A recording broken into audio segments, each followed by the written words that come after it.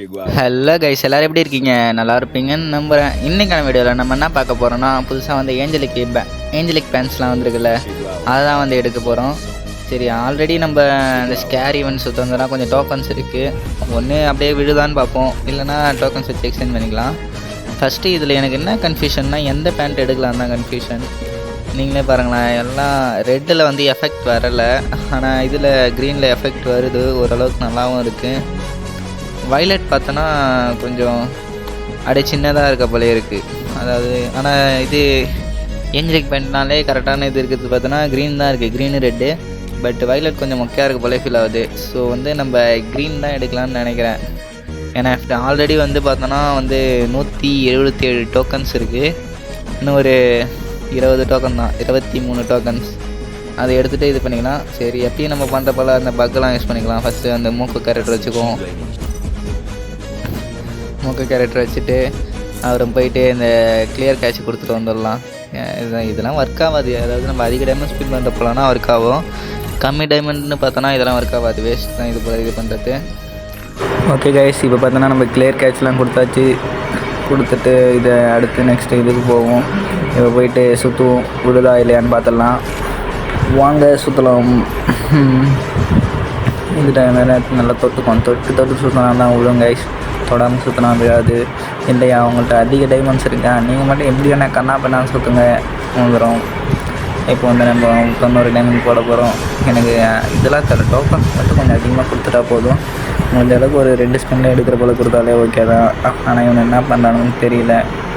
இப்போ நம்ம போயிட்டு எனக்கு ஒரு கோல்ட் ராலி சுற்றிட்டு வருவோம். ஏன்னா ஒரு ஸ்பின்னுக்கு ஒரு கோல்ட் ராலி லக்கு இருந்தால் விழும், அவ்வளோதான். தேய்ச்சி அடுத்த திரும்ப இதை வந்து இதில் ஒரு 10 ஸ்பின் போட்டாச்சு. ஆனால் கொடுப்பாங்களான்னு தெரியல, பார்ப்போம் கைஸ். நம்ம டைமண்ட்ஸை ஃபுல்லாக நான் வேறு வேலண்டைன்ஸ் டேக்கு வேறு ஈவெண்ட் எடுக்கலாம்னு சொல்லிட்டு டைமண்டை சேர்த்து வச்சுருந்தேன். இதில் வரை இவங்க இதை நடுவில் கொண்டு வந்துட்டாங்க. அப்புறம் என்கிட்டையும் ஒரு ஏஞ்சலிக் பேண்ட்டு கூட இல்லையா, அதை எடுத்துடலான்னு. Okay guys, சுற்றியாச்சு. கொடுப்பாங்களாம். 5 கொடுத்துருக்கானோ, பரவாயில்ல கைஸ். 5 கொடுத்தாலும் மற்ற இதில் ஒன்று கொடுத்துட்டாங்க. ஸோ 11 கிடச்சிருக்கு. இன்னும் 3 டோக்கன் தேவை. எப்படியாவது நம்ம இந்த கடை ஸ்பின் போட்டு தான் ஆகணும். அது வேறு வாயில் வரல, வாய் குளருது. இப்போ வந்து சுற்றுவோம். தொட்டு இந்த ஒரு ஸ்பின்னில் கொடுத்துட்டா கூட ஓகே தான், ஜாலியாக இருக்கும். கொடுப்பானோலாம் தெரியல, பார்ப்போம் கைஸ். கடை ஸ்பின் போட்டாச்சு. 3 2 2 1. ஓகே, 10 டோக்கன் கொடுத்துருக்காங்க. ஓகே கைஸ், எப்படியும் ஒரு ஸ்பின்னுக்கு பார்த்துட்டு இந்த கணக்கில் கொடுத்துட்டாங்க. இப்போ வந்து நம்ம எதை எக்ஸ்சேஞ்ச் பண்ணலாம்?